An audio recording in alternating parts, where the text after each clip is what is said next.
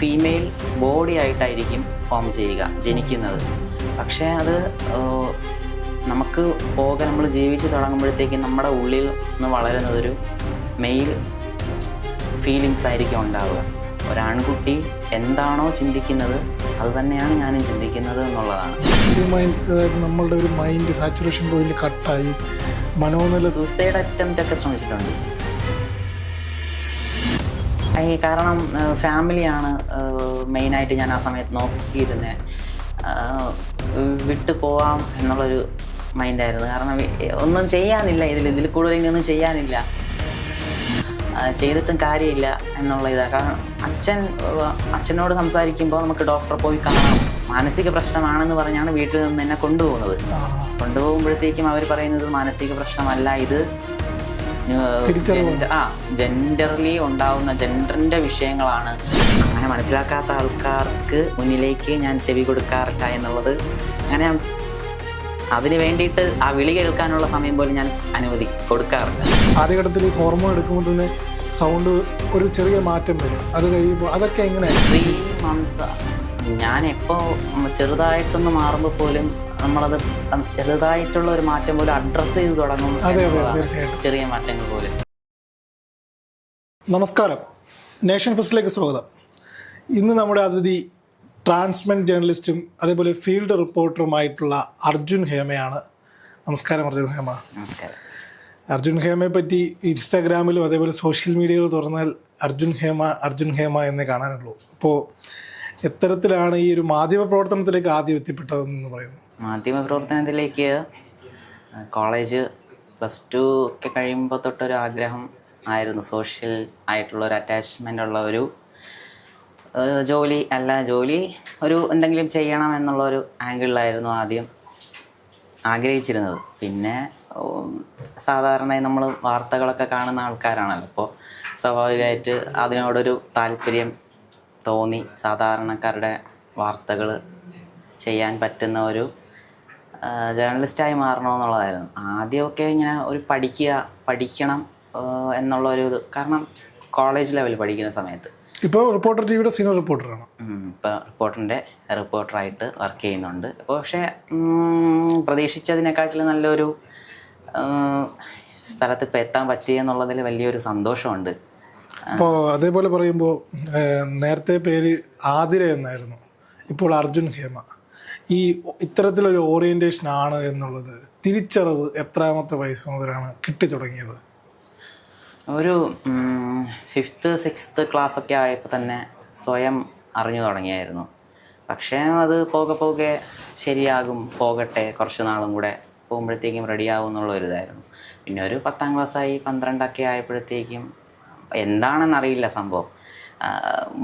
മുന്നോട്ട് പോവുക എന്നുള്ളതാണല്ലോ. മുന്നോട്ട് പോയതിന് ശേഷം പതിയെ എന്താണ് എന്താ സംഭവം എന്നൊന്നും അറിയില്ല കൃത്യമായിട്ട്. അങ്ങനെ പോയി ഞാനിത് വീട്ടിൽ അവതരിപ്പിക്കുന്ന സിറ്റുവേഷനിലേക്ക് കാര്യങ്ങൾ വന്നെത്തുന്നു. എങ്ങനെയായിരുന്നു വീട്ടിലെ പ്രതികരണങ്ങളൊക്കെ? വീട്ടിൽ ആദ്യം ഭയങ്കര ഷോക്കിംഗ് ആയിരുന്നു. അത് സ്വാഭാവികമായിട്ടും എല്ലായിടത്തും അങ്ങനെ തന്നെ ആയിരിക്കുമല്ലോ. അപ്പോൾ അതിൽ വലിയ അത്ഭുതമൊന്നും നമുക്ക് ഉണ്ടാവാനില്ല. അതിനുശേഷം അച്ഛൻ്റെ അടുത്താണ് ആദ്യം പറയുന്നത്. അച്ഛാ ഇങ്ങനെയാണ് സംഭവം എന്നൊക്കെ പറയുമ്പോൾ എനിക്കും അറിയില്ല ഇതെങ്ങനെയാണ് കമ്മ്യൂണിക്കേറ്റ് ചെയ്യേണ്ടതെന്ന് അറിഞ്ഞുകൂടാ. പിന്നെ വീട്ടിൽ അച്ഛൻ സിസ്റ്ററാണുള്ളത്. ആദ്യം ഓക്കെ ആയിരുന്നു, വേറെ കുഴപ്പമൊന്നുമില്ല. അച്ഛൻ തന്നെയാണ് ഹോസ്പിറ്റലിലും കാര്യങ്ങളൊക്കെ നമ്മൾ പോയി. മറ്റു വിഷയങ്ങളൊന്നും ഇല്ലായിരുന്നു. പിന്നെ കുറച്ച് നാളും കൂടെ കഴിഞ്ഞപ്പോഴത്തേക്കും കുറച്ച് വിഷയങ്ങൾ പല സൈഡിൽ നിന്ന് പല ആൾക്കാരുടെ ഭയങ്കര ഫോഴ്സാണ്. കാരണം നമ്മളൊരു സൊസൈറ്റി അല്ലെങ്കിൽ ഒരു ബൾക്ക് ഓഫ് ആൾക്കാരുടെ മുന്നിൽ നമ്മൾ ജീവിക്കുമ്പോൾ അതിൻ്റേതായ ഒരുപാട് ബുദ്ധിമുട്ടുകളിലൂടെ ആയിരിക്കും ഈ കാര്യം പ്രസൻറ്റ് ചെയ്യുമ്പോഴത്തേക്കും ഉണ്ടാവുക. ഇത് എങ്ങനെ പ്രസൻറ്റ് ചെയ്യണം എന്നുള്ളതിൽ പോലും വല്ലാത്തൊരു കൺഫ്യൂഷൻസിലൂടെ ആയിരിക്കും നമ്മൾ മൊത്തത്തിൽ കടന്നു പോകുന്നത്. ഒരുപാട് കൺഫ്യൂഷൻസിൻ്റെ അകത്ത് കൂടെ പോയിട്ട് ഒറ്റ ഉത്തരത്തിലെത്തി നിൽക്കുന്ന ഒരു സിറ്റുവേഷൻ നമ്മളിൽ വന്നെത്തും. അതാണ് അതിൻ്റെ ഏറ്റവും അവിടെ നിന്നാണ് പിന്നെ ലൈഫ് സ്റ്റാർട്ട് ചെയ്യുന്നത്. ഈ അമ്മയുടെ പ്രതികരണമൊക്കെ എങ്ങനെയായിരുന്നു? അമ്മ പാവമാണ്. പക്ഷെ അമ്മയ്ക്ക് അമ്മ കരയൊക്കെ ചെയ്തു, കരഞ്ഞു. വീട്ടിലൊക്കെ ഭയങ്കര വിഷയമായി. പറഞ്ഞ് മനസ്സിലാക്കാനുള്ള ശ്രമങ്ങളൊന്നും ഭാഗത്തുനിന്ന് ഉണ്ടായിട്ടില്ലേ? എൻ്റെ ഭാഗത്തു നിന്ന് പറഞ്ഞ് മനസ്സിലാക്കാനുള്ള ശ്രമം ഉണ്ടെങ്കിൽ പോലും അത് അംഗീകരിക്കപ്പെടുക എന്നുള്ളത് അപ്പുറത്തെ ഒരു ഇതാണല്ലോ. അപ്പോൾ ചേച്ചിയാണല്ലോ അമ്മ കുഴപ്പമില്ലായിരുന്നു. പക്ഷേ കുഴപ്പവുമായിരുന്നു എന്നുള്ള കണ്ടീഷനിലായിരുന്നു. പക്ഷേ ഒരു പരിധിവരെ വലിയ പ്രശ്നങ്ങളില്ലായിരുന്നു എങ്കിൽ പോലും മാനസികമായിട്ട് ഞാൻ ഒരുപാട് ബുദ്ധിമുട്ടുകളിലൂടെ പോകേണ്ട ഒരുപാട് കണ്ടീഷൻസ് ഉണ്ടായിരുന്നു. അത് പിന്നെ എൻ്റെ ഏറ്റവും വലിയ ഒരു ഇതെന്ന് വെച്ചാൽ എനിക്കറിയാം ആദ്യം ഒരു കൺഫ്യൂഷൻസിലൂടെ പോയിരുന്നു എങ്കിൽ പോലും എഡ്യൂക്കേഷൻ കണ്ടിന്യൂ ചെയ്തു. ജേർണലിസം എല്ലാം കഴിഞ്ഞ് ഒരു ജോബൊക്കെ സെറ്റിലായതിന് ശേഷമാണ് വീട്ടിൽ പറയുന്ന സമയത്ത് എത്രാമത്തെ വയസ്സിലാണ് വീട്ടിൽ പറയുന്നത്? ഒരു 22 or 23 ആ സമയത്താണ് പറയുന്നത്. അതുവരെ അത്രയും ട്രോമയായിട്ട് നടന്നു. ആ ട്രോമയായിരുന്നു ഉള്ളിൽ. ഭയങ്കര ഒരു ട്രോമയിലൂടെ മുന്നോട്ട് പോവുക എന്നുള്ളത് ഭയങ്കര ഡിസ്കംഫർട്ടായിരുന്നു. കുറേ കളിയാക്കലുകൾ ചുറ്റിന്ന് കേൾക്കുക, പിന്നെ അതുമായിട്ട് കേട്ട് സഹിച്ച് മുന്നോട്ട് പോയതിന് ശേഷം ഒരിടത്ത് എത്തിപ്പെടുക എന്നുള്ള ഒരു ലക്ഷ്യം മാത്രമേ ഉണ്ടായിരുന്നുള്ളൂ. ജീവിച്ചിരിക്കുക എന്നുള്ളൊരു പ്രതീക്ഷയൊന്നുമില്ലായിരുന്നു. കാരണം ആ ഒരു കണ്ടീഷൻ ആയിരുന്നു മുന്നോട്ട് പോയത്. പോകട്ടെ റെഡിയാവും, ശരിയാവും എന്നൊക്കെയുള്ള ഒരു കാഴ്ചപ്പാടിൽ മുന്നോട്ട് പോയിട്ടും ഈ ഇൻറ്റേർണൽ ഫീലിങ്സും കാര്യങ്ങളും കൂടുന്നു എന്നല്ലാണ്ട് ഇതിൽ വലിയ മാറ്റമൊന്നും സംഭവിക്കുന്നില്ല. അപ്പോൾ ഒബ്സർവ് ചെയ്ത് ഇന്ന് ശരിയാവും എന്നുള്ളൊരിതായിരുന്നു. അങ്ങനെയാണ് പിന്നെ വീട്ടിൽ പറയുന്നതും. വീട്ടുകാരുടെ സപ്പോർട്ടൊന്നും ചെറിയ രീതിയിലായിരുന്നു പോലും സപ്പോർട്ടൊന്നും അങ്ങനെ ഇല്ലായിരുന്നു. സപ്പോർട്ട് മൊത്തം ഞാൻ വീട് വിട്ട് ഞാൻ സ്വയം മാറി നിന്നു. ഇറങ്ങുക എന്നുള്ളതല്ല, ഇനി അവിടെ നിന്നാൽ എനിക്കൊരു ഗ്രോത്തോ അല്ലെങ്കിൽ എൻ്റെ കാര്യങ്ങൾ അല്ലെങ്കിൽ അവിടെ തന്നെ നിന്നു പോകും എന്നുള്ളൊരു കണ്ടീഷനിൽ നിന്ന് ഞാൻ സ്വയം തിരിച്ചറിഞ്ഞു. ഇനി വിട്ടുകൊടുക്കാൻ ഉദ്ദേശിക്കുന്നില്ല എന്നത് ജീവിക്കുക എന്നുള്ള ഒരൊറ്റ മൈൻഡ് മാത്രമായിരുന്നു. അതിൽ നിന്ന് ജീവിതം തുടങ്ങിയാണ്. അവിടെ നിന്ന് ഹെയർ കട്ട് ചെയ്തതിന് ശേഷം ഞാൻ വീട്ടിൽ പോയിട്ടില്ല. ഇപ്പോൾ ട്രാൻസിഷനൊക്കെ തുടങ്ങി ഏകദേശം 4 വർഷം കഴിഞ്ഞു. സർജറിയും കാര്യങ്ങളും എല്ലാം കഴിഞ്ഞിട്ട് 4 വർഷം കഴിഞ്ഞു. ഇപ്പോൾ അതായത് ഈ കാലയളവിൽ ചേച്ചി ഉണ്ടെന്ന് പറഞ്ഞു. ചേച്ചിയല്ലേ? ചേച്ചിയുടെ ഒരു സപ്പോർട്ട്, അതുപോലെ ഫ്രണ്ട്സിനോടൊക്കെ ഇത് പറയുമ്പോൾ ഉണ്ടാകുന്ന ഒരു അഡ്രസ്സിങ് ഫ്രണ്ട്സായിരുന്നു ഉണ്ടായിരുന്നത്. പിന്നെ കേൾക്കാൻ ആളുകൾ കൂടുതലായിരുന്നു എന്നുള്ളത് ഭയങ്കര ഒരു ഭാഗ്യമായിട്ട് എപ്പോഴും തോന്നാറുണ്ട്. കാരണം ഇപ്പോൾ മുന്നിരിക്കുന്ന കെവിൻ പോലും എൻ്റെ സുഹൃത്താണ്. അപ്പോൾ എന്നെക്കാൾ നന്നായിട്ട് അറിയാവുന്ന മനുഷ്യന്മാർ ഇപ്പോൾ കെവിനൊക്കെ ആണെങ്കിലും ആ സമയത്ത് ഞാൻ പറയാതെ തിരിച്ചറിഞ്ഞ മനുഷ്യന്മാരാണ്. അതുപോലെ തന്നെ ഒരുപാട് ചൈൽഡ്ഹുഡ് ഫ്രണ്ട്സ്, 5ാം ക്ലാസ്സിൽ തൊട്ട് സ്റ്റാൻഡേർഡ് തൊട്ടുള്ള ഒരുപാട് ഫ്രണ്ട്സ് ഇപ്പോഴും കൂടെയുണ്ട്. അതിൽ പേരുകൾ പറയാനാണെങ്കിൽ കുറച്ച് പേരുകളേ ഉള്ളൂ അങ്ങനെ പറയാൻ വേണ്ടിയിട്ടാണെങ്കിൽ. അത് ഒരു സ്ട്രഗ്ലിംഗ് ആയിട്ടുള്ള പീരീഡ് അല്ലേ ഈ ട്രാൻസിഷൻ പീരീഡ് എന്ന് പറയുന്നത്? അത് ഒരുപാട് അനുഭവിച്ചു കാണുമല്ലേ? ഈ സ്ട്രഗ്ലിംഗ് എന്ന് വെച്ചാൽ നമ്മൾ ഈ തിരിച്ചറിവ് തുടങ്ങുമ്പോൾ മുതൽ നമുക്കിത് സ്ട്രഗ്ലിംഗ് ആണ്. ഞാൻ പറഞ്ഞില്ലേ നേരത്തെ, ഞാൻ സ്കൂൾ തൊട്ട് വരുമ്പോൾ ഇത് സ്ട്രഗ്ലിംഗ് എന്താണെന്ന് വെച്ചാൽ, ഇതിപ്പോൾ ഇൻ്റർവ്യൂ എന്ന് വെച്ചാൽ ഇത് കേൾക്കുന്ന ആൾക്കാർ കൂടെ ഇത് ബോധവൽക്കരിക്കുക എന്നുള്ള ഒരു ഉദ്ദേശം മാത്രം ആണ് ഇതിൻ്റെ ഒരു ഇത്. അതിൽ നമുക്ക് തോന്നുന്നതെന്ന് വെച്ചാൽ ഇതെന്താ ഇങ്ങനെ ആളുകൾ പറയും നമുക്ക് എന്തോ മറ്റു ബുദ്ധിമുട്ടുകളാണ്. ഇത് അങ്ങനെയൊന്നും അല്ല. ഇതിൻ്റെ കാര്യങ്ങൾ എൻറ്റയർലി ഡിഫറൻ്റ് ആണ് എന്ന് നമുക്കിതിൽ നിൽക്കുമ്പോഴേ മനസ്സിലാവുള്ളൂ. പക്ഷേ വലിയ പ്രശ്നങ്ങളൊന്നുമില്ല. ഇത് അക്സെപ്റ്റ് ചെയ്താൽ ഒരു വലിയ കുഴപ്പമില്ല എന്നുള്ളതാണ്. അതിലേറ്റവും പ്രധാനപ്പെട്ട കാര്യം നമുക്ക് ഇതിൽ സംഭവിക്കുന്നതെന്ന് വെച്ചാൽ നമ്മൾ ഒരു ഫീമെയിൽ ബോഡി ആയിട്ടായിരിക്കും ഫോം ജനിക്കുന്നത്. പക്ഷേ അത് നമുക്ക് നമ്മൾ ജീവിച്ച് തുടങ്ങുമ്പോഴത്തേക്കും നമ്മുടെ ഉള്ളിൽ നിന്ന് വളരുന്നതൊരു മെയിൽ ഫീലിങ്സ് ആയിരിക്കും ഉണ്ടാവുക. ഒരാൺകുട്ടി എന്താണോ ചിന്തിക്കുന്നത് അത് തന്നെയാണ് ഞാനും ചിന്തിക്കുന്നത് എന്നുള്ളതാണ്. അതെത്ര തേച്ചാലോ മാച്ചാലോ പോകാൻ പറ്റാത്ത രീതിയിൽ അത് ഈ ഉള്ളിൽ നിന്ന് ഇങ്ങനെ അത് നമ്മൾക്ക് ഓരോ വയസ്സ് മാറും തോറും ഇത് ഗ്രോത്ത് ചെയ്യുന്നൊന്നുമല്ലാതെ ഇത് ഡിക്രീസ് ചെയ്യുന്നില്ല എന്നുള്ളതാണ് ഇതിലേറ്റവും വലിയൊരു പ്രശ്നം. അതാണ് ഇപ്പോൾ ഡോക്ടേഴ്സിൻ്റെ അടുത്തൊക്കെ പോകുമ്പോഴും ഇതിനെ നശിപ്പിക്കാൻ അല്ലെങ്കിൽ ഇതിനെ തിരിച്ച് കൊണ്ടുവന്ന ഒരു ഫീമെയിലായിട്ട് കണ്ടിന്യൂ ചെയ്യുക എന്നുള്ളത് ഇമ്പോസിബിൾ ആയിട്ടുള്ള കാര്യമാണ്, നടക്കില്ല. അതുപോലെ അതിപ്പോൾ വലിയ തെറ്റുകുറ്റങ്ങളിലേക്കും നിയമ നടപടികളിലേക്കൊക്കെ പോകുന്ന സാഹചര്യമാണ് നമ്മൾ ഇപ്പോഴത്തെ ഇതിൽ. കേരളത്തിലൊക്കെ അത് ഭയങ്കര പ്രശ്നമാണ്. ഇതിൽ ഒരു ജീൻസ് ഷർട്ട് ഇട്ട്, അതായത് മെയിൽസിൻ്റെ ഡ്രസ്സുകൾ ഇടുക, അതുപോലെ നടക്കുക, അത് ഓട്ടോമാറ്റിക്കായിട്ട് പിന്നെ ഓപ്പോസിറ്റ് സെക്സിൻ്റെ അടുത്ത് ഫീലിങ്സ് നമുക്ക്, അതായത് ഇപ്പോൾ ഫീമെയിലിനടുത്ത് താല്പര്യം തോന്നുക, അങ്ങനെയുള്ള കോംപ്ലിക്കേഷൻസ് കുറേ ഉണ്ട്. പിന്നെ നമ്മളൊരു സൊസൈറ്റിയിൽ ഇറങ്ങുമ്പോഴത്തേക്കും 100ഓളം ചോദ്യങ്ങൾ വരുമ്പോൾ ഒരുപാട് കളിയാക്കലുകൾ നേരിട്ടില്ലേ? ഉണ്ട്. കളിയാക്കലുകളൊക്കെ നേരിട്ടിട്ടുണ്ട്. കൂടുതലും അത് ഈ കളിയാക്കലുകൾ എന്ന് പറഞ്ഞാൽ ഈ ചോദിക്കുന്ന ആൾക്ക് ഇതിനെക്കുറിച്ച് വലിയ ധാരണ ഉണ്ടാവില്ല, അതൊന്ന്. അപ്പോൾ അറിഞ്ഞുകൂടാത്തവരുള്ള കളിയാക്കലുകളിൽ എന്ത് മറുപടി കൊടുക്കണം എന്നുള്ളത് ഭയങ്കര സംസാരിച്ചിട്ട് കാര്യമില്ലാത്ത കാര്യങ്ങളെ വിട്ടേക്കുക എന്നുള്ളൊരു രീതിയാണ് എൻ്റേത്. ഏതെങ്കിലും ഒരു നിമിഷത്തിൽ മാനസികമായി, അതായത് നമ്മളുടെ ഒരു മൈൻഡ് സാച്ചുറേഷൻ പോയിന്റ് കട്ടായി മനോനില സൂസൈഡ് അറ്റംപ്റ്റ് ഒക്കെ ശ്രമിച്ചിട്ടുണ്ട്. കാരണം ഫാമിലിയാണ് മെയിനായിട്ട് ഞാൻ ആ സമയത്ത് നോക്കിയിരുന്നത്. വിട്ടു പോവാം എന്നുള്ളൊരു മൈൻഡായിരുന്നു. കാരണം ഒന്നും ചെയ്യാനില്ല, ഇതിൽ കൂടുതൽ ഇനിയൊന്നും ചെയ്യാനില്ല, ചെയ്തിട്ടും കാര്യമില്ല എന്നുള്ള ഇതാണ്. കാരണം അച്ഛനോട് സംസാരിക്കുമ്പോൾ നമുക്ക് ഡോക്ടറെ പോയി കാണാം എന്നൊക്കെ പറഞ്ഞ് ഡോക്ടറെ പോയി കണ്ടു, കാര്യങ്ങളെല്ലാം സംസാരിച്ചു. പക്ഷെ അവരെയും തെറ്റു പറയാൻ പറ്റില്ല. പക്ഷേ ഡോക്ടറും കൺസൾട്ട് ചെയ്തപ്പോഴത്തേക്കും എനിക്ക് അനുകൂലമായിട്ട് പോസിറ്റീവാണ് പറഞ്ഞത്. അങ്ങനെയല്ല, ഇപ്പോൾ ഇതൊരു പ്രശ്നമല്ല, ഇതൊരു സൈക്കോളജിസ്റ്റിനെയും സൈക്കാട്രിസ്റ്റിനെയും കാണിച്ചു. മാനസിക പ്രശ്നമാണെന്ന് പറഞ്ഞാണ് വീട്ടിൽ നിന്ന് എന്നെ കൊണ്ടുപോകുമ്പോഴത്തേക്കും അവർ പറയുന്നത് മാനസിക പ്രശ്നമല്ല, ഇത് ജെൻഡറിലി ഉണ്ടാകുന്ന ജെൻഡറിന്റെ വിഷയങ്ങളാണ്, ബ്രെയിനിൽ ഉണ്ടാകുന്ന വിഷയങ്ങളൊക്കെ എന്നാണ് അവിടെ നിന്ന് പറയുന്നത്. പക്ഷേ ഇപ്പോഴും ഇതിനൊരു ക്ലാരിറ്റി സത്യം പറഞ്ഞാൽ വരുന്നതേ ഉള്ളൂ എന്നുള്ളതാണ് ഇതിൻ്റെ ഏറ്റവും വലിയ ഒരു ഇതെന്തുകൊണ്ടെന്ന് പഠനങ്ങൾ നടക്കുന്നതേ ഉള്ളൂ, എന്തുകൊണ്ടെന്ന്. അപ്പോൾ ഡോക്ടേഴ്സ് എല്ലാം സംസാരിച്ചപ്പോൾ ഞങ്ങളുടെ അടുത്ത് സംസാരിക്കും. ഇതിപ്പോൾ ആരിങ്ങനെ ഒരു വിഷയം പറഞ്ഞിട്ട് പോയാലും ആദ്യം ആ വ്യക്തിയോട് നല്ല രീതിയിൽ സംസാരിച്ച് എന്താണ് നെഗറ്റീവും പോസിറ്റീവും എല്ലാം പറഞ്ഞു കൊടുക്കും, കാര്യങ്ങളെല്ലാം ചെയ്യും. പക്ഷേ നമ്മളോട് സംസാരിക്കുമ്പോൾ തന്നെ ആ ഡോക്ടറിന് ഏകദേശം കാര്യങ്ങൾ മനസ്സിലാകുമ്പോൾ മാത്രമേ ഇതിൻ്റെ മുന്നോട്ടുള്ള കാര്യങ്ങളെക്കുറിച്ച് പറയുള്ളൂ. അതിനുശേഷം പാരൻസിൻ്റെ അടുത്ത് കൗൺസിലിങ്ങും കാര്യങ്ങളൊക്കെ ഉണ്ടായിരുന്നു. പിന്നെ മനസ്സിലാക്കുക എന്നുള്ളതാണല്ലോ ഏറ്റവും വലിയ ഇത്തരമൊരു തിരിച്ചറിവിനെ സമൂഹം അഡ്രസ്സ് ചെയ്യുന്നില്ല. അന്ന് ഒരു മാനസിക രോഗിയാണ് എന്ന് വിലയിരുത്തപ്പെടുമ്പോൾ ഉണ്ടാകുന്നൊരു വിഷമം, അത് ഭീകരമല്ലേ? അതിന് രണ്ടുത്തരമാണ്. കാരണം എന്ന് വെച്ചാൽ ഇപ്പോൾ അത് സമൂഹം മനസ്സിലാക്കുന്നില്ല എന്ന് നമ്മുടെ ഇപ്പോഴത്തെ ഒരു 5 വർഷത്തിന് മുന്നേ ഉള്ള ഒരു ലൈഫ് സൈക്കിളിലൂടെ അല്ല നമ്മളിപ്പോൾ പോകുന്നത്. ആ കാലഘട്ടത്തിലാണ് അർജുൻ്റെ ഒരു കടന്നുവരവ് കോവിഡൊക്കെ കഴിയുന്ന ആ സമയത്ത്. പക്ഷേ നേരത്തെ ഒരു കണ്ണിലൂടെ ഇപ്പോൾ സമൂഹം കാണുന്നത് കുറവാണ് എന്നുള്ളതാണ് എൻ്റെ ഒരു വ്യൂ പോയിന്റ്. ഒരുപാട് മാറ്റം സംഭവിച്ചിട്ടുണ്ട്, അതിൽ ഭയങ്കര പോസിറ്റീവാണ്, സന്തോഷമുണ്ട്. അതിന് നമുക്ക് നമ്മളെപ്പോലുള്ള ആളുകൾ മുന്നോട്ട് വരുമ്പോഴാണല്ലോ ഇതിനെക്കുറിച്ച് ആളുകൾ അറിയുന്നതും. അതുപോലെ തന്നെ എന്നെപ്പോലെ ബുദ്ധിമുട്ട് അനുഭവിക്കുന്ന ഒരുപാട് പേര് ഇപ്പോഴും സ്ട്രഗിൾ ചെയ്യുന്ന ആൾക്കാരുണ്ട്, സ്ട്രഗിൾ ചെയ്ത ആൾക്കാരുണ്ട്, സ്ട്രഗിൾ ചെയ്യുന്ന ആൾക്കാരുണ്ട് എന്നുള്ളതാണ് ഇതിൻ്റെ മറ്റൊരു. ഇപ്പോൾ ഒരു കൗതുകത്തിന് ചോദിക്കുകയാണ്, അതായത് ഇപ്പം അർജുൻ ഇത്തരത്തിൽ ഒരുപാട് ഫ്രണ്ട് സർക്കിൾ ഉള്ള ഒരാളാണ്, മാധ്യമപ്രവർത്തകനാണ്. അതായത് അർജുൻ ഇത്തരത്തിൽ ഓറിയൻറ്റേഷനിലായി ഇപ്പോൾ മാറി എന്നറിയാതെ ഇപ്പോഴും പഴയ ആതിരയെ തേടുന്നവരില്ലേ?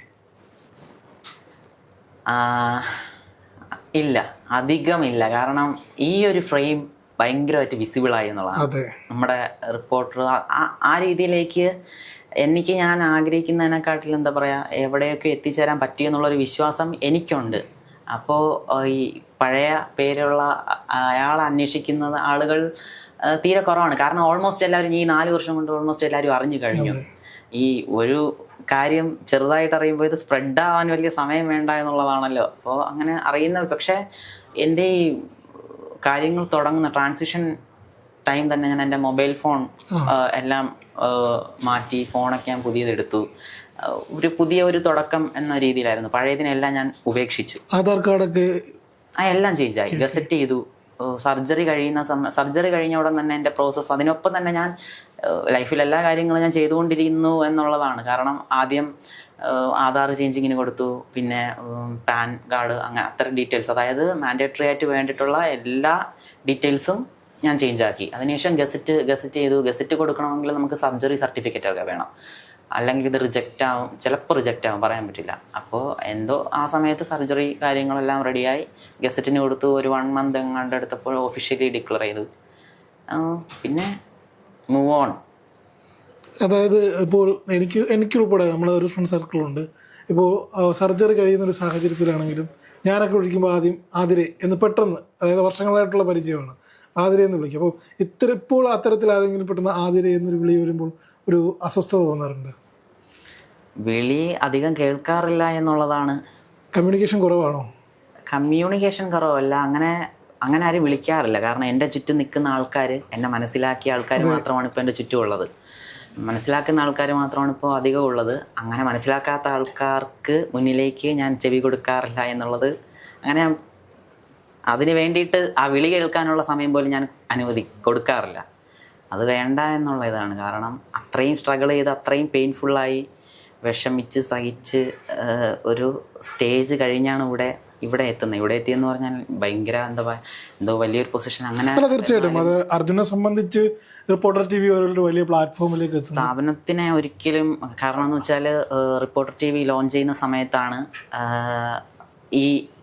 എൻ്റെ ഈ കാര്യങ്ങൾ അറിയുന്നത്. അപ്പോൾ സ്ഥാപനം നമുക്കൊരു ക്യാമ്പൊക്കെ ഉണ്ടായിരുന്നു ഈ ലോഞ്ച് ചെയ്യുന്ന സമയത്ത്, എല്ലാവർക്കും അറിയാം. അപ്പോൾ ആ സമയത്താണ് നമ്മളെ സ്വയം പരിചയപ്പെടുത്തുമ്പോൾ ഞാൻ മൈക്ക് മേടിക്കുന്ന സമയത്ത് എനിക്ക് എന്നെ എങ്ങനെ പരിചയപ്പെടുത്തണം എന്നുള്ള ഭയങ്കര ഡിസ്കംഫേർട്ടാണ്. എന്താ പറയുക ഇപ്പോൾ, കാരണം അങ്ങനെ ഇരിക്കുന്ന സമയത്ത് ഒന്നുമില്ല. ഞാൻ ആ മൈക്ക് എടുത്തു, ചെയറിൽ നിന്ന് എണീറ്റു, എന്നിട്ട് ഞാൻ പറയുകയാണ് എൻ്റെ പേര് അർജുൻ ഹേമ എന്ന് പറഞ്ഞ് ഞാൻ തന്നെ ഒഫീഷ്യലി ഡിക്ലെയർ ചെയ്തപ്പോൾ എല്ലാവരും ഞാൻ നോക്കുന്നു, എന്താ ഈ സംഭവം. കാരണം എൻ്റെ അടുത്തിരുന്നവർ പോലും എൻ്റെ പഴയ പേരിൽ ഇങ്ങനെ വിശ്വസിച്ചിരിക്കുമ്പോഴത്തേക്കും ഞാൻ ട്രാൻസിഷൻ സ്റ്റേജിലൂടെ കടന്ന് പോയിക്കൊണ്ടിരിക്കുന്നു. എൻ്റെ കാര്യങ്ങൾ സ്റ്റാർട്ട് ചെയ്ത് എന്നിട്ട് ഞാൻ എൻ്റെ കാര്യങ്ങളെല്ലാം ഒഫീഷ്യലി ഞാൻ പറയുന്നു.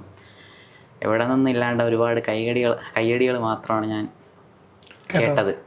അതിൽ അന്ന് അരുൺ സാറ്, സുജി ചേച്ചി, ഉണ്ണി സാർ എല്ലാവരും ഉണ്ടായിരുന്നു, സ്മൃതി ചേച്ചി, ആൻഡോ സാർ അടക്കം എല്ലാവരും അവിടെ ഉണ്ടായിരുന്നു. അതിൽ പിന്നെ അതിനുശേഷം ഒരുപാട് എന്നെ വിളിച്ച് സംസാരിച്ചു, കാര്യങ്ങൾ തിരക്കി, അവർക്കും അറിഞ്ഞൂടാത്ത ഡൗട്ട്സുകൾ ക്ലിയർ ചെയ്തു. അതിനുശേഷം എനിക്ക് വേണ്ടിയിട്ടുള്ള എല്ലാ ഫെസിലിറ്റീസും ഒരുക്കി. സർജറിക്ക് വേണ്ടിയിട്ട് അവരെന്നെ സപ്പോർട്ട് ചെയ്തു, ഹെൽപ്പ് ചെയ്തു, എല്ലാത്തിനും. അതുമല്ല ഒരു മാനസികമായിട്ടും മാനസികമായിട്ടുള്ള പിന്തുണ തന്നു, അവധി, എല്ലാത്തിനും ഒരു മെൻ്റൽ. ഈ ഫസ്റ്റ് സ്റ്റേജ് ഓഫ് സർജറി കഴിഞ്ഞിട്ടല്ലേ റിപ്പോർട്ടറിലേക്ക് പോകുന്നത്? ഇല്ല, റിപ്പോർട്ടറിൽ ഞാൻ ഇത് ഡിക്ലെയർ ചെയ്തതിന് ശേഷം ഫസ്റ്റ് സർജറി കഴിഞ്ഞു. അല്ല, ഇപ്പം നേരത്തെ പറഞ്ഞു അരുണിനും അതേപോലെ തന്നെ സുജയ പാർവതിക്കും സ്മൃതി പരുത്തിക്കാരനൊക്കെ ഉള്ള സംശയം. അതേപോലെ ഇപ്പോഴും സമൂഹത്തെ പലർക്കും ഉണ്ട് ഈ ബയോളജിക്കൽ ട്രാൻസിഷൻ, ഈ സർജറി ഇതിലൂടെ എങ്ങനെയാണ് കടന്നു പോകുന്നത്, അതൊന്ന് വിശദീകരിക്കാമോ? എനിക്കും സംശയമുണ്ട് ആ കാര്യത്തിൽ. അത് നല്ലൊരു ക്വസ്റ്റ്യനാണ്. ഇപ്പോൾ ഞാൻ ഈ പറഞ്ഞല്ലോ, നമ്മളത് ഒഫീഷ്യലി നമുക്കിത് എന്താണെന്ന് അറിഞ്ഞുകൂടാതെ ഒരു മൊത്തത്തിലൊരു കൺഫ്യൂഷൻസിലൂടെ ആയിരിക്കും പോകുന്നത്. അപ്പം നമ്മളിത് ആരുടെങ്കിലും പറയുമ്പോഴത്തേക്ക് ഞാനിത് ആദ്യം സംസാരിക്കുന്നത് എന്താണെന്ന് ഫ്രണ്ട്സിൻ്റെ അടുത്താണ് ആദ്യം സംസാരിക്കുന്നത്. അതിനുശേഷം ഫാദറിനോട് സംസാരിക്കുന്നു, അതിനുശേഷം ഒരു ഡോക്ടറിനോട് സംസാരിക്കുന്നു, വീണ്ടും ഒരു ഡോക്ടറിനോട് സംസാരിക്കുന്നു. എന്നിട്ട് ഞാൻ തന്നെ ഒരു കൗൺസിലിങ്ങിന് വിധേയമാകുന്നു. പിന്നെ നമുക്ക് തന്നെ ഇപ്പോൾ സെർച്ച് എൻജിൻസും കാര്യങ്ങളും നമുക്ക് തന്നെ ഗൂഗിൾ ചെയ്ത് നോക്കാം എന്നൊക്കെ നോക്കാനുള്ള ഇതുണ്ട്. പിന്നെ ഒരുപാട് ആൾക്കാരുടെ സ്റ്റോറീസൊക്കെ നമുക്കിപ്പോൾ തന്നെ ഇതാവും. അപ്പോൾ ഇത് കൺഫേം ചെയ്യുക എന്നുള്ളതാണ് ഇതിൻ്റെ ഏറ്റവും ഫസ്റ്റത്തെ സ്റ്റേജ് എന്ന് പറയുന്നത്. കാരണം നമ്മൾ ഇത്രയും നാൾ ജീവിച്ചത് ജീവിതം അല്ല, അന്ന് ഇനിയാണ് ജീവിതമെന്ന് മനസ്സിലാക്കുന്നിടത്താണ് നമ്മളെ ലൈഫ് സ്റ്റാർട്ട് ചെയ്യുന്നത്. അപ്പോൾ അതുവരെ നമ്മൾ ഈ സർജറി അല്ലെങ്കിൽ ഈ ട്രീറ്റ്മെൻറ്റും കാര്യങ്ങളും തുടങ്ങിക്കഴിഞ്ഞാൽ ഒരിക്കലും ബാക്കിലോട്ട് പോകാൻ കഴിയില്ല എന്നുള്ളതാണ് ഇതിൻ്റെ ഏറ്റവും വലിയൊരു ട്രൂത്തായിട്ട് നമ്മൾ ഫസ്റ്റ് മനസ്സിലാക്കേണ്ടത്. നമുക്കൊരിക്കലും പിന്നെ ബാക്കിലോട്ട് ചിന്തിക്കുക നടക്കില്ല. അപ്പോൾ അത്രയും മുന്നോട്ട് ചിന്തിച്ചിട്ട് വേണം, കരുതണം നമ്മൾ മുന്നിലോട്ട്. മെൻ്റലി പ്രിപ്പയർഡ് ആവണം. പിന്നെ മെൻ്റലി പ്രിപ്പയർഡ് നമ്മൾ ഓട്ടോമാറ്റിക്കായിട്ട് വരും. ഭയങ്കര ഹാപ്പി, നമ്മൾ ചിന്തിക്കുന്ന കാര്യങ്ങൾ നടക്കും, അല്ലെങ്കിൽ ഇതാണ് സത്യം എന്നുള്ള, ഇതാണ് എൻ്റെ ലൈഫ് എന്ന് നമുക്ക് തന്നെ സ്വാഭാവികമായിട്ടും അറിയാം. നമ്മൾ ഓട്ടോമാറ്റിക്കായിട്ട് ലൈഫിലേക്ക് പോകും. അപ്പോൾ നമ്മൾ ബാക്കിലോട്ട് പോകുന്നതിനെക്കുറിച്ച് ഒരിക്കലും ആലോചിക്കില്ല. ഇനി ഈ സർജറിയുടെ കാര്യങ്ങളെന്നൊക്കെ പറഞ്ഞാൽ നമ്മളാദ്യം ഇത് ഒരു സൈക്യാട്രിസ്റ്റ് ഓർ സൈക്കോളജിസ്റ്റിനെ പോയി കണ്ട് അവർ നമ്മളോട് സംസാരിച്ച് കാര്യങ്ങളെല്ലാം ചോദിക്കുമ്പോൾ അത്യാവശ്യം നല്ല ഡോക്ടേഴ്സിനെയൊക്കെ തന്നെ കണ്ട്, കാരണം ഇത് അറിഞ്ഞുകൂടാത്ത ഡോക്ടേഴ്സ് കൊച്ചിയിലേക്ക് മാറ്റി മറ്റു ചികിത്സയും കാര്യങ്ങളൊക്കെ മാറ്റി കൊച്ചിയിലാണ് കുറച്ചും കൂടെ അഡ്വാൻസ്ഡ് ആയിട്ടുള്ള ഫെസിലിറ്റീസോട് കൂടിയ ചികിത്സയും കാര്യങ്ങളൊക്കെ ഉള്ളത്. ട്രിവാൻഡ്രത്ത് ഡോക്ടേഴ്സിനെ എല്ലാം അവിടെ തന്നെ കണ്ടു, സൈക്കാട്രിസ്റ്റിനെയും സൈക്കോളജിസ്റ്റിനെയും അവിടെ കണ്ടു, കൗൺസിലിങ്ങും എല്ലാം അവിടെ തന്നെ ഉണ്ടായിരുന്നു. മോർ അഡ്വാൻസ്ഡ് ആണ്, ഇപ്പോൾ പഴയ പോലത്തെ കണ്ടീഷൻസിലൊന്നും അല്ല. അതെല്ലാം അവിടെ കഴിഞ്ഞതിന് ശേഷം ട്രീറ്റ്മെൻറ്റ് കാര്യം ഇവിടെ റിനൈ മെഡിസിറ്റിയിലാണ്, കൊച്ചി റിനൈ മെഡിസിറ്റിയിലാണ്. അപ്പോൾ ഇതിൻ്റെ കുറച്ചുകൂടെ ഏറ്റവും ടോപ്പിൽ നിൽക്കുന്ന ഹോസ്പിറ്റലിൽ തന്നെ എല്ലാ കാര്യങ്ങളും ചെയ്യണം എന്നുള്ളത് അങ്ങനെ ചെയ്യണമെന്നുള്ളതായിരുന്നു. കാരണം ഒരു കോംപ്ലിക്കേഷൻസും പിന്നെ ഉണ്ടാവാൻ പാടില്ല എന്നുള്ളതായിരുന്നു. അങ്ങനെ അത് കഴിഞ്ഞതിന് ശേഷം ഈ ഹോർമോൺ തെറാപ്പി സ്റ്റാർട്ട് ചെയ്യണം. ഹോർമോൺ തെറാപ്പി സ്റ്റാർട്ട് ചെയ്യണമെങ്കിൽ ഒരു ഡോക്ടറിൻ്റെ സർട്ടിഫിക്കറ്റ് വേണം. സൈക്കോളജിസ്റ്റിൻ്റെയും സൈക്കാട്രിസ്റ്റിൻ്റെയും സർട്ടിഫിക്കറ്റ് ഉണ്ടെങ്കിൽ, അതായത് അവർ സർട്ടിഫൈ ചെയ്ത് തരണം നമ്മളിങ്ങനെ ജെൻഡർ ഡിസ്ഫോർമിയ എന്നുള്ളൊരു സ്റ്റേജാണ്, ഇങ്ങനത്തെ അവസ്ഥയിലൂടെയാണ് പോകുന്നത്, ഇയാൾ ഇങ്ങനത്തെ ഒരു ചേഞ്ച് ചെയ്യാനുള്ള ആഗ്രഹം എന്നല്ല അതിനെ പറയുക, അങ്ങനെ ചെയ്താലേ അയാൾക്ക് ഇനി മുന്നോട്ട് പറ്റുള്ളൂ എന്നുള്ള കണ്ടീഷനിലാണ്. അങ്ങനെ പറഞ്ഞിട്ട് നമ്മൾ സർട്ടിഫിക്കറ്റ് ഓട്ടോമാറ്റിക്കലി നമുക്ക് തരും നമ്മുടെ കാര്യങ്ങൾ പറയുമ്പോൾ. കാരണം ആ സർട്ടിഫിക്കറ്റ് കിട്ടിയാൽ മാത്രമേ നമുക്ക് ഈ ഹോർമോൺ സ്റ്റാർട്ട് ചെയ്യാൻ പറ്റത്തുള്ളൂ. ടെസ്റ്റോസ്റ്ററോണാണ്. അപ്പോൾ അത് ഹോസ്പിറ്റലിൽ പോകുന്നു. അതൊരു ഇഞ്ചക്ഷനാണ്. അത് ഇഞ്ചക്ഷൻ സ്റ്റാർട്ട് ചെയ്യുക എന്നുള്ളതാണ്. ഓൾറെഡി നമ്മുടെ ബോഡിയിൽ അത് ഉണ്ടാവും. അതിന് പുറമെ അത് കൊടുക്കുമ്പോൾ ഉണ്ടാകുന്ന മാറ്റങ്ങൾ നമ്മളെ ബോഡി, നമ്മളെ മൈൻഡ് ബേസ് ഏറ്റവും ഹാപ്പി ആയിട്ട്. ആ സമയത്ത് ഫാമിലിയുടെ സപ്പോർട്ട് ഉണ്ടായിരുന്നോ? ഇല്ല, ഞാൻ ഫാമിലിയുടെ സപ്പോർട്ട് ഫ്രണ്ട്സാണ് കൂടുതൽ. ഒരു ഡോക്ടറുണ്ട് എനിക്ക്, എൻ്റെ ഏറ്റവും ഇൻറ്റിമേറ്റ് ആയിട്ടുള്ള ഫ്രണ്ടാണ്. കെവിന് തന്നെ അറിയായിരിക്കും എൻ്റെ ചുറ്റുപാട് ആരൊക്കെയാണ് ഉള്ളത്. ഒരുപാട് പേര്, അത് വിരലെണ്ണാവുന്ന നല്ല നല്ല നല്ല ആൾക്കാർ എനിക്കൊപ്പം ഉണ്ടായിരുന്നതുകൊണ്ട് ഈ കാര്യങ്ങളിപ്പോൾ ലൈഫിൽ നടന്നുകൊണ്ടിരുന്ന കാര്യങ്ങളെല്ലാം പറയാൻ ആളുകളുണ്ടായിരുന്നു എന്നുള്ളതാണ്. കേട്ടിരിക്കാൻ ആൾക്കാരുണ്ടായി എന്നുള്ളതിനെക്കാട്ടിലും കൂടുതലൊന്നും വേണമെന്ന് ആഗ്രഹമേ ഇല്ലായിരുന്നു. അങ്ങനെ ട്രാൻസിഷൻ്റെ ഫസ്റ്റ് സ്റ്റേജ് ഈ ഹോർമോൺ സ്റ്റാർട്ട് ചെയ്തു. ഹോർമോൺ സ്റ്റാർട്ട് ചെയ്യുന്ന സമയത്ത് ആണ് റിപ്പോർട്ടറിൽ ഞാൻ നേരത്തെ പറഞ്ഞല്ലോ ഒഫീഷ്യലി അവരടുത്ത് പറയുന്നത്. ഞാൻ മെയിലിട്ടു. ആദ്യം നികേഷ് സാറിൻ്റെ അടുത്താണ് പറയുന്നത്. നികേഷ് സാറും ഏറ്റവും ഞാൻ പറയാൻ ആഗ്രഹിക്കുന്നത്, ഞാൻ തിരുവനന്തപുരം ബ്യൂറോയിലായിരുന്നപ്പോൾ റോഷി പലാണ് എൻ്റെ ബ്യൂറോ ചീഫ്.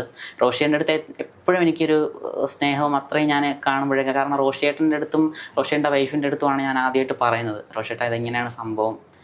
പിന്നെ എൻ്റെ ഒരു ഫ്രണ്ടുണ്ട്, അവിടുത്തെ റിപ്പോർട്ടറായിരുന്നു സുനിഷ, അവിടുത്താണ് പറയുന്നത്. അതിന് മുന്നേ എൻ്റെ ഫ്രണ്ട്സിനൊക്കെ അറിയാം, ഞാൻ പറഞ്ഞല്ലോ ഡോക്ടർ കുട്ടി, അവർക്കൊക്കെ അറിയാം.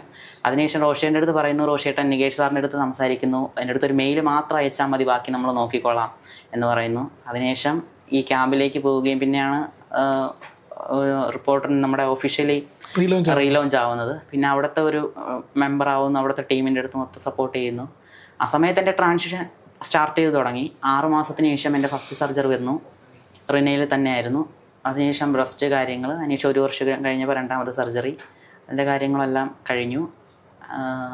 ഈ സൗണ്ടിലുണ്ടാകുന്ന ഇപ്പം പഴയ ആതിരയെ എനിക്കറിയാം, നമ്മൾ സംസാരിച്ചിട്ടുള്ളതാണ്. അപ്പം ആദ്യഘട്ടത്തിൽ ഈ ഹോർമോൺ എടുക്കുമ്പോൾ തന്നെ സൗണ്ട് ഒരു ചെറിയ മാറ്റം വരും. അത് കഴിയുമ്പോൾ അതൊക്കെ എങ്ങനെ 3 months ഞാൻ എപ്പോൾ ചെറുതായിട്ടൊന്ന് മാറുമ്പോൾ പോലും നമ്മളത് ചെറുതായിട്ടുള്ള ഒരു മാറ്റം പോലും അഡ്രസ്സ് ചെയ്ത് തുടങ്ങും. തീർച്ചയായിട്ടും ചെറിയ മാറ്റങ്ങൾ പോലും എനിക്കിപ്പോഴും ഓർമ്മയുണ്ട്. ഞാനൊരു ദിവസം ഈ സർജറിയുമായി ബന്ധപ്പെട്ട് സർജറി കഴിഞ്ഞിട്ട് ഞാൻ അർജുനെ വിളിക്കുകയാണ്. പെട്ടെന്ന് സൗണ്ട് കേട്ടപ്പോൾ തന്നെ ഞാൻ അപ്പോൾ എന്താണെന്ന് ഇങ്ങോട്ട് ചോദിച്ചു, എൻ്റെ അടുത്ത് ചോദിച്ചു, ഓർമ്മയില്ലേ എന്താണെന്ന് ചോദിച്ചു. ഞാൻ പറഞ്ഞ് ശബ്ദത്തിനൊക്കെ നല്ല വ്യത്യാസം വന്നിട്ടുണ്ട്. അപ്പോൾ പറഞ്ഞു ഹോർമോൺ ട്രീറ്റ്മെൻറ്റ് നടക്കുകയാണ്, ഇപ്പോൾ കൊച്ചിയിലാണ് എന്ന്. അപ്പോൾ തിരുവനന്തപുരത്തു നിന്ന് വിട്ടു. ഞാനപ്പോൾ ഒക്കെ സമയത്ത് കൗമുദിയിലായിരുന്നു. ആ സമയത്ത് വിളിച്ചു. അപ്പം ആ ചേഞ്ച് നമുക്ക് തന്നെ വലിയൊരു ഫീൽ ചെയ്തു. അപ്പോൾ സ്വന്തമായി എങ്ങനെ ഇത്തരത്തിൽ ഒരു അക്സെപ്റ്റ് ചെയ്തു എന്നുള്ള സാധനം. ഹോർമോൺ എടുക്കുമ്പോൾ എന്തായാലും മാറ്റം ഉണ്ടാവും എന്നുള്ളത് സ്വാഭാവികമായിട്ട്. ആ മാറ്റം എനിക്ക് എങ്ങനെ മാറ്റം ഉണ്ടാവും എന്നുള്ളതിനെ കുറിച്ചുള്ളൊരു ക്യൂരിയോസിറ്റി ആയിരുന്നു എനിക്ക് ആദ്യം. ഒരു ഹോർമോൺ എടുത്ത് 3 ആഴ്ച ആയപ്പോൾ തന്നെ സൗണ്ട് വേരിയേഷൻസ് വന്നു തുടങ്ങി. 3-4 ആഴ്ച ആയപ്പോൾ. പിന്നെ ഹെയർ ഗ്രോത്ത് വരാൻ വേണ്ടിയിട്ട് കുറച്ച് സമയം എല്ലാവർക്കും അത് എടുക്കും. അത് ഡിപ്പെൻസ്, നമ്മുടെ ജെനറ്റിക്സ് പോലെ ആയിരിക്കും ഇരിക്കുക. നമ്മുടെ ഫിസിക്കൽ അപ്പിയറൻസിൽ മാറ്റങ്ങൾ വന്നു തുടങ്ങും. മെൻ്റലി നമ്മൾ ചിലർക്ക് ഡിസ്കംഫേർട്ടുകൾ ഫീൽ ചെയ്യും, കാരണം മൂഡ് സ്ട്രിങ്സ് കാര്യങ്ങളൊക്കെ. പക്ഷേ വലിയ കുഴപ്പമില്ലാതെ അതും ഞാൻ തരണം ചെയ്തു. അതൊന്നും എനിക്ക് ഭയങ്കര ഹാപ്പി ആയിരുന്നു. ആകെ ഉണ്ടായിരുന്നൊരു പ്രശ്നമെന്ന് വെച്ചാൽ എല്ലാം ഒറ്റയ്ക്ക് ചെയ്യണം, എല്ലാം ഒറ്റയ്ക്കാണ് എല്ലാം. പ്രത്യേകിച്ച് ഇപ്പോൾ ചില ആളുകൾക്ക് ഫാമിലി സപ്പോർട്ടോട് കൂടി അവർ വന്ന് സർജറി ചെയ്യുന്ന അവസ്ഥയിൽ ഞാൻ ആരുമില്ലാണ്ട് 2-3 ഫ്രണ്ട്സ്, അതിൽ ഒരാളെ ഞാൻ ആ ഹോസ്പിറ്റലിൽ അന്ന് പരിചയപ്പെടുന്നതാണെന്ന് വെച്ചാൽ എൻ്റെ ഫ്രണ്ടിൻ്റെ ഫ്രണ്ട് വഴി പരിചയപ്പെടുന്ന ആളിന്. അതൊക്കെ അവരാണ് വെളിയിൽ പുറത്തെനിക്ക് കാത്തിരിക്കാൻ വേണ്ടിയിട്ടുണ്ടായിരുന്നത്. വേറെ അങ്ങനെ ആരും ഉണ്ടായിരുന്നില്ല. കൂട്ടുകാർ ഉണ്ടായിരുന്നുണ്ട്. അപ്പോൾ അമ്മയൊക്കെ പറയും എപ്പോഴും കൂട്ടുകാർ, നിനക്ക് കുറച്ച് കൂട്ടുകാരുണ്ട്. പക്ഷേ അങ്ങനെ നല്ലതിനും ഉള്ള കൂട്ടുകാരെ എനിക്ക് ചേർത്ത് നിർത്താൻ പറ്റിയത് കൊണ്ട് എൻ്റെ കുറച്ചുകൂടെ കാര്യങ്ങളും ഒരു സ്റ്റേജിൽ കൂടെ കടന്നു പോയപ്പോൾ അത്രയും പ്ലസ്സായിട്ട് മാറി. എല്ലാത്തിനും ഒപ്പം ഉണ്ടായിരുന്നു എന്നുള്ളതാണ്. നമ്മൾ ഇതിൻ്റെ ഒരു പ്രശ്നം എന്താണെന്ന് വെച്ചാൽ ഇപ്പോൾ എൻ്റെ കണ്ടീഷൻ ആയിരിക്കില്ല എൻ്റെ ഈ ഫേസ് ചെയ്തു വരുന്ന വേറൊരാൾക്ക്. അതിൽ ഫിനാൻഷ്യൽ എന്ന് സാമ്പത്തികമായി ഭയങ്കരമായിട്ട് ബുദ്ധിമുട്ട് ഉണ്ടാകും. അത് നമ്മൾ ഇതിനെ അഫോർഡബിൾ ചെയ്യാൻ കണക്കിന് നമ്മൾ റെഡിയായിട്ട് നിൽക്കണം. പിന്നെ എല്ലാ സപ്പോർട്ടും കിട്ടുമെങ്കിൽ കുഴപ്പമില്ല. അപ്പോൾ അതിനുവേണ്ടി ഞാൻ ആ സമയത്ത് കൃത്യമായി അറിയാം. ഇത് അപ്പം ട്രെയിനി ആയിട്ടാണ് റിപ്പോർട്ടറിലേക്ക് ട്രെയിനി ആയിട്ട് വരുന്നു. സാലറി ഭയങ്കര കുറവാണ്, വീട്ടിൽ നിന്ന് സപ്പോർട്ടില്ല, എന്ത് ചെയ്യണമെന്ന് അറിയില്ല, കയ്യിൽ വേറെ പൈസയൊന്നുമില്ല. ഞാൻ സൊമാറ്റോ ഓടാൻ പോവായിരുന്നു. കാരണം അറിയാം, റിപ്പോർട്ടറായിട്ട് രാവിലെ തൊട്ട് വൈകിട്ട് വരെ പണിയെടുക്കും.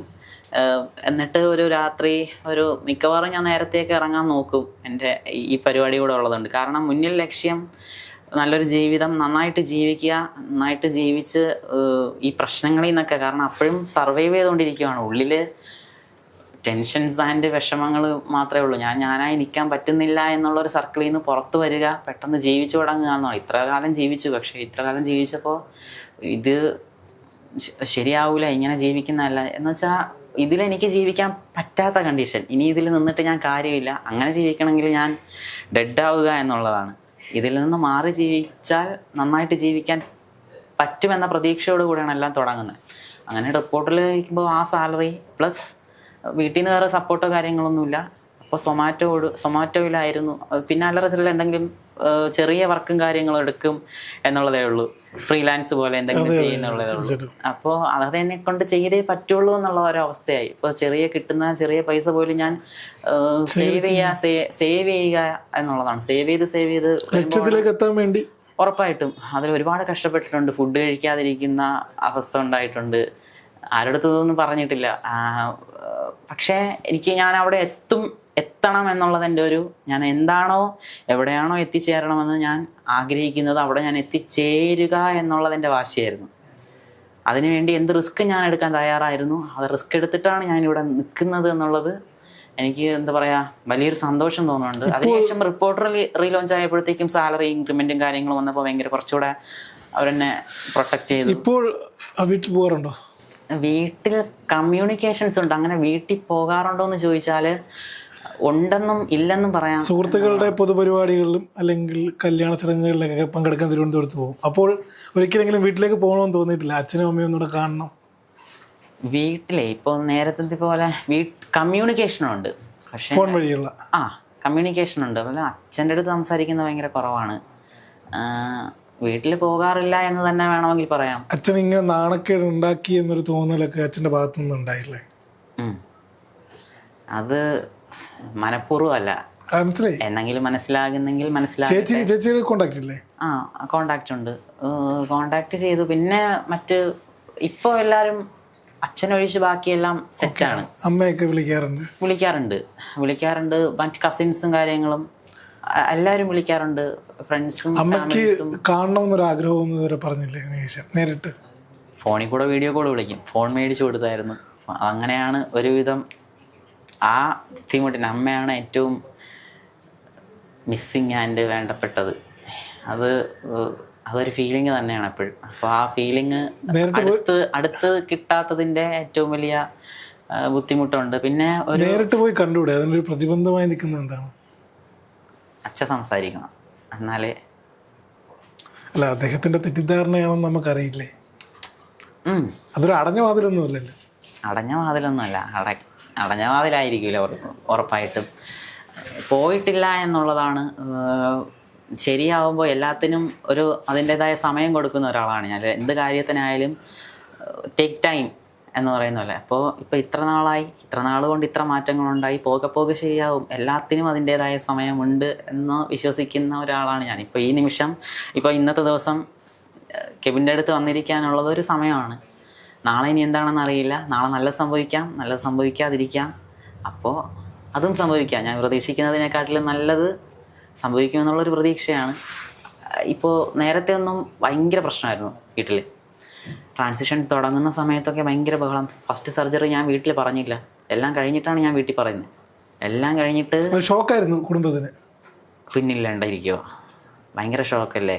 കാരണം എൻ്റെ ഭാഗത്തു നിന്ന് ഞാൻ ഇതിൽ കൂടുതൽ എനിക്ക് ജീവിക്കണമെങ്കിൽ എന്തെങ്കിലുമൊക്കെ ചെയ്താലേ ഇനി ആ ഒരു കണ്ടീഷനായിരുന്നു. ഇപ്പോൾ ഇത് ചിലർ പറയും എനിക്ക് എന്തോ കുഴപ്പമാണ്, അങ്ങനെയൊന്നുമല്ല. ഇതൊരു കുഴപ്പമല്ല, ഇതൊരു സിറ്റുവേഷനാണ്.